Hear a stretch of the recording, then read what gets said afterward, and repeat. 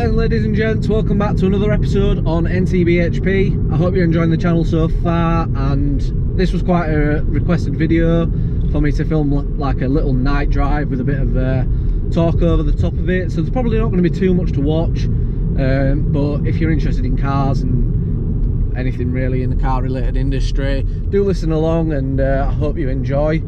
The channel's growing really well, probably, you know, bigger than I expected, to be fair. I mean, for me, 1.5k views I think across the channel over 3 videos we're hitting now, which is absolutely minute compared to some channels, but for me to even get that response, it really makes it worthwhile for me, and gives me more sort of like drive to make more videos. So I've got a load of stuff coming. I've got some time on my hands this week.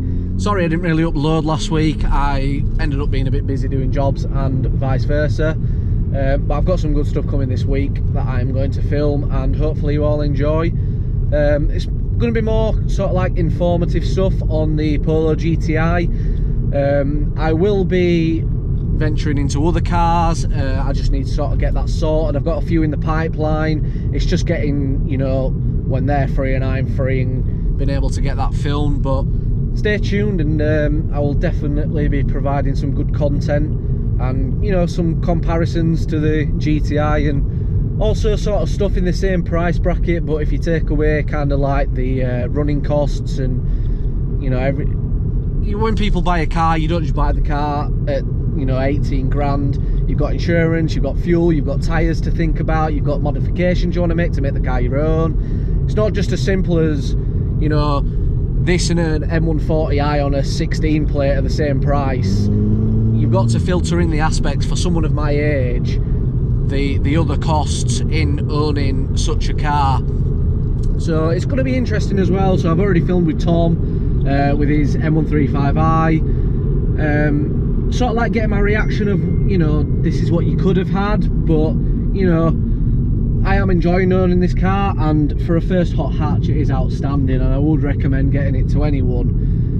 There is a few little bits that I don't like about the car, which I probably will get on into future videos. You know, it gives me more of a talking point, and sort of like more content to make. If I discuss it now, I'm going to abolish that out the window. But the sound is a big issue for me. Sometimes I think, do you know what, it sounds half decent, but then other times I think, you know, it really does sound a bit like a hairdryer, if I'm honest. There's just not enough noise for a hot hatch. I was out walking today and an Audi S3 pelted past, and I just think, you know, that's a 2-litre engine, and so is this. Why does this not sound as good?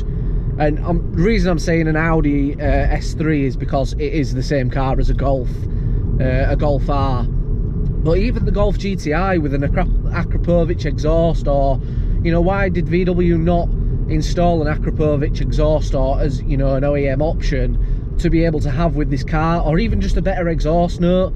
I understand with later cars like mine, there's certain sort of filters that are a legal requirement that I am looking into getting taken off, that does quite drastically affect the sound of the car, but I don't think to the extent of how muted this car is at certain rev ranges, in certain gears, especially on the downshifts. You don't get the you know, the if you will, in the higher gear changes when you're shifting back down.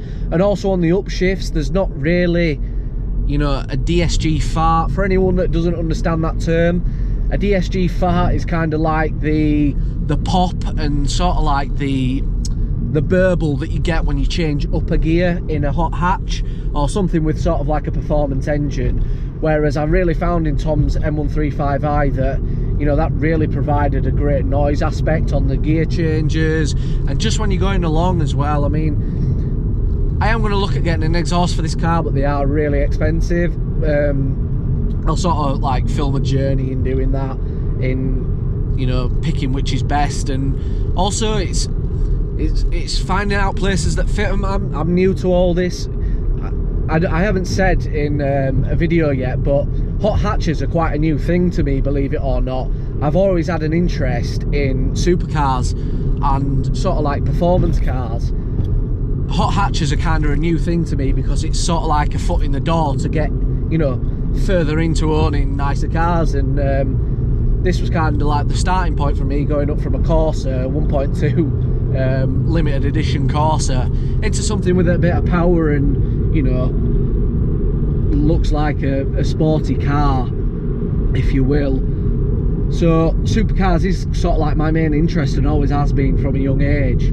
But more and more as I'm owning this car and, you know, discovering kind of a bigger network in the hot hatch sort of like society, I am really enjoying it, and it's up there now for me with the supercars. I get just as excited seeing a Golf R or, you know, an M140i pass as I do a Lamborghini, to be fair. So I am really enjoying the whole sort of like ownership of a hot hatch, and I do recommend to anyone looking to, you know, venture up into a hot hatch, if you can afford to do so, it's a really great move. They can be quite economical if you do drive them in the, you know, sort of like economical settings. However, they also can chug fuel no tomorrow. Even this car, the Polo Gti, it can be quite uneconomical if you're driving it sort of like in country roads in the sporty setting, if you've got it in sport mode with the sports gearbox engaged, or if you're doing it in the manual paddles as well. Obviously you're letting the car rev out further, you're burning more petrol, you know, this is kind of like common sense stuff. But to those of you that are kind of new to this, and maybe my friends that are watching and don't really understand that, you know, the bigger the engine, the faster you drive it, if you will, the less economical it's going to be. But compared this to kind of like Tom's car, the M135i, this is extremely economical compared to that thing, with it being a 6-cylinder 3-litre 315 brake horsepower car, the BMW. This is a 2-litre 4-cylinder engine.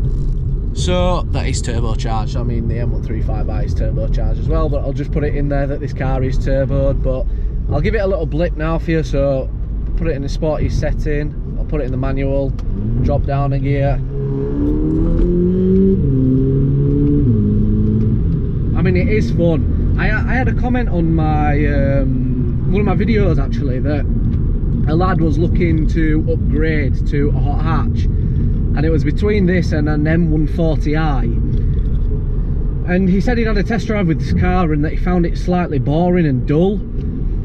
Each to their own, obviously, but I just don't understand how you could find this car dull. I mean, getting it on a twisty road, it's more than capable. With it being front wheel drive as well, you have that sort of like safety aspect over the BMW that you're not going to, you know, if you're a bit of an inexperienced sort of like driver of these type of cars, you have the reassurance that you're not going to fly around a corner, the back end swing out, and you end up wrapped around a tree. So, you know, that aspect for me, I just can't find how, as a first time buyer of a hot hatch, maybe if you've gone down from say an M140i and you were going into this, yes, I could understand then you'd probably find this car pretty boring. For instance, if Tom went from his car to mine, I'd guess he would find it a bit of a downgrade. But if you are going into your first hot hatch, especially at a young age, I don't know how old this lad was, but he has gone and bought an M140i, so congrats to you, mate. I hope you enjoy the car. I wish I could have got an M140i, but unfortunately running costs and insurance were just too high for me. But I'm sure you'll enjoy the car, pal, and if you're watching this video, give us a bell and we could even meet up and compare the two cars. But yeah, I don't find the car boring as such to drive, but the noise aspect for me, you know, it's when you hear the Golf GTI, which I'm not going to quote and say it's the same engine detuned, I don't think it is, but when you can see the potential that comes out of that engine with the noise aspect, it's a bit disappointing that it's not carried over to the Polo GTI, especially when the previous model, the 6C variant of the Polo GTI, does sound fantastic, and is a bit more beatier on the, you know, on the gears changes, and also when you're revving the car out. So it'll be good to see the potential that we can reach with this car in putting an exhaust, or even with the deletes, taking, I think that it's an OPF filter on this car, taking that off and, you know, seeing the difference. I might not even need an exhaust. I'd hope that that was the case. It'd save me quite a few quite a few pennies, but we'll have to see in that aspect whether it does make a difference. So for those of you that don't know, I'm 21 years old, so I hope that my demographic that I'm kind of reaching is sort of like people of my age. Don't get me wrong, I want older people, younger people to watch the videos, but I feel like I can connect more to sort of like, at the minute, in the position I'm in, sort of like first time buyers into the hot hatch, not industry, what do you call it, sort of like market, and I hope I can kind of give a fair representation of the Polo Gti and also other cars in the category, whether I should have ventured, maybe saved up a bit more money and, you know, got something a bit more meatier. But I'll be making further videos down the line of, you know, this car and its potential, what you could do with it, and if it is as good. And also, I feel like a lot of owners are biased towards their own car. I sort of want to be in a position where, you know, when I get a better job and vice versa, that I can get, you know, better cars. So I'll be honest with the cars that I own, if I do like them or not. I won't sort of like bullshit, if you will, and sort of like sell you a product that I don't believe in. However, with this car, as a first time, I do believe that, you know, not it's as good as a Golf R or a Golf GTI, but this car is very much capable and does its job, does what it says on the tin, and provides that bit of fun element, but also sort of like the daily drive aspects. I don't own two cars. I wish I had a C63 for the weekends, however I don't at this current time. Maybe in the future. If you lot like and subscribe, if you do me a favour and go and like and subscribe down below, I may be able to get a old shape C63 to play about with on the weekends, but until then I'll stick with this one and keep the costs down.